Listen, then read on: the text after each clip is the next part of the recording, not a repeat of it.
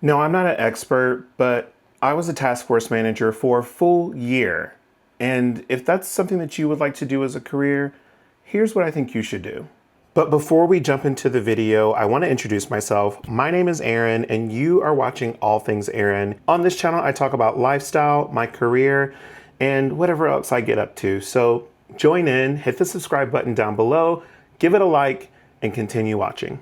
Now, I was a task force manager for a full year, and if you look back on my channel, you can actually see that I did some work here in Charlotte, North Carolina, some work in San Antonio, Texas, ended up coming back to Charlotte, North Carolina before I took on the role that I'm currently in. But this all led from me being laid off from my original role as a operations manager. Now, that layoff took place in December of 2024, and all of 25 and the top of 26, I took on this role as task force. Now, you're probably wondering what a task force manager is. A task force manager is a specialized leader deployed to manage operations during transition, crisis, or special projects.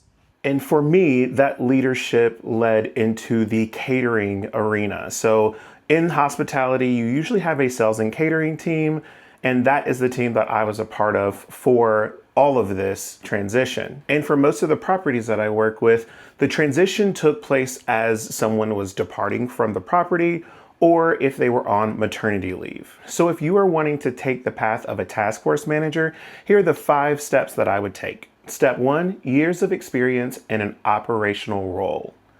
Now, this could be in any area: finance, front office, housekeeping, sales, catering, or even food and beverage. My original background in hospitality is in food and beverage, but I did transition to the sales team, which is where I currently reside. In total for hospitality, I have over 10 years of experience, with 6 being in food and beverage and probably close to 6 now being in sales and catering. So as I transition into a task force role, I can look at both areas and see which area best fits the need of the hotel at that time. Step 2, build your resume. Your resume should speak to your highlights. There are plenty of programs and websites that you can use to actually put your resume in, and it will spit out information for you. You can also use AI. I would just read over it first. But that's an easy way of enhancing your resume to highlight who you are and what you can do.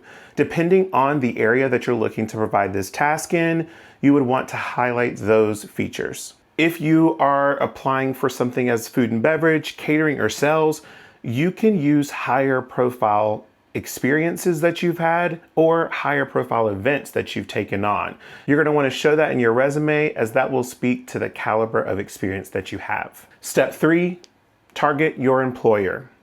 Now, there's a couple ways that you can do this. You can go the route of networking, where you're in the face of other employers to let them know that you are a task force manager and you are out looking for business where you can help support their team in leadership, transitions, or operations. You can also reach out to your GM and leadership team. If you're currently a part of a hotel, your GM and leadership team will likely have great connections of other hotels that may need your expertise at their property.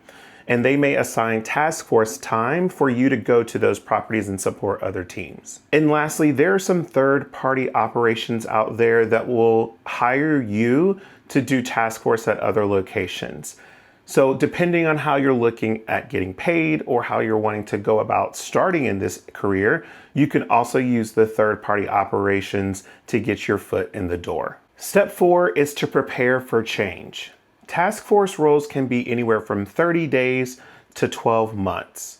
That's a long time to be away from your home environment. This could mean living out of suitcases, traveling on short notice, and having less of a daily routine in your everyday life. Sometimes, if you are lucky, you can do your task force role in your own area, and the change is less effective on your daily life. Really look into and zone into what's best for you and your lifestyle.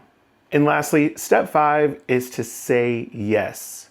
If task force is really what you want to do for a career, whether that be a year to 5 years, say yes to your first opportunity.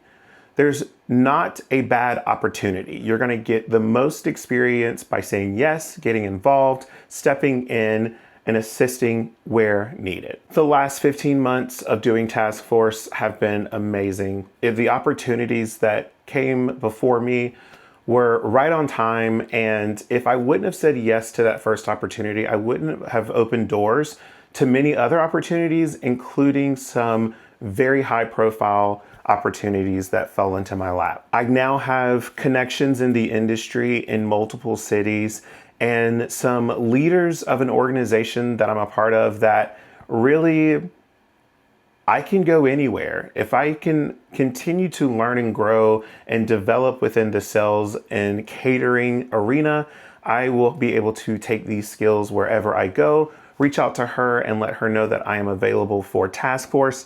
And then she can use me as a conference service manager, a sales manager, catering manager, or business travel, which is great to add to my resume, as well as great to add to the list of task force opportunities that I will have in the future. If you are looking to get into task force as your career, let me know down in the comments below. I'd love to hear from you. Although I'm in an actual career role now and I'm not doing task force as a contract manager anymore, I will forever hold on to this experience, and I look forward to the opportunity of doing this again in the future. But until then, I'll chat soon.